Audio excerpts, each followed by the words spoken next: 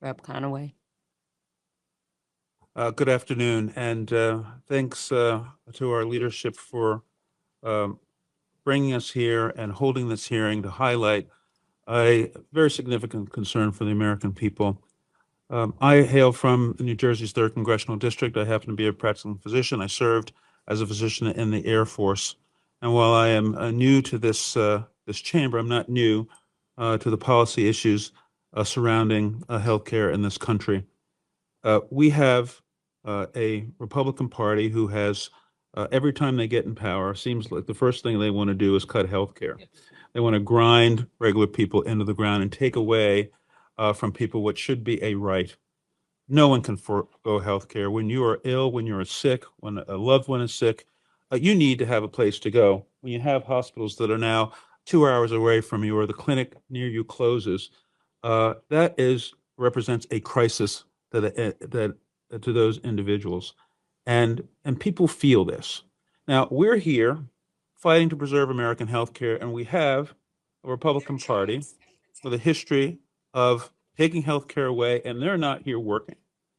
And someone mentioned about the military and being in the service, and I've heard Leon Panetta say the other night, former Secretary of Defense, when we have our people who have served this country in uniform, who have agreed to put their life on the line for our country.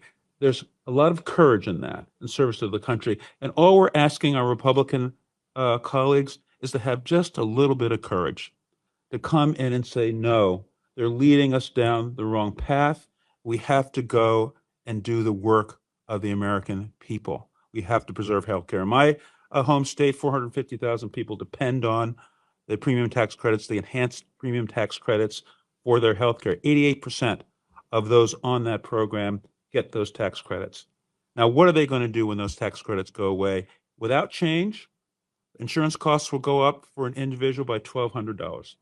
Without change, the cost for a family of four will go up by over $4,000. And as we've heard here today, they're not going to afford that. And insurance companies are already baking that into the rates they put forward. Those rates are going up. Why? Because they understand that people are going to forego care. And I've seen this. I've seen people come in with delaying, having bleeding, not coming into the hospital for a couple of months. And now we have a cancer that we can't treat. I've seen this. I've seen people lose limbs, lose vision because they didn't get health care. And we're walking down that same road again. And the Republicans are driving us there, and they're not working. And what makes it worse, two things. One, they're doing it to give a billion tax breaks to the wealthiest people in the country. And two, they're afraid to come to work because they know that as soon as we swear in the new representative from Arizona, that discharge petition, which will force the Congress to vote on releasing the Epstein files, will have to come to a vote, and it will pass. And they don't want to see anything like that under any circumstances because the president and his friends don't want that information to come out. So we're going to stay here on the case. We're going to continue to fight for the American people. We're going to, and people need to know that it would be one thing if we had a party who would negotiate in good faith.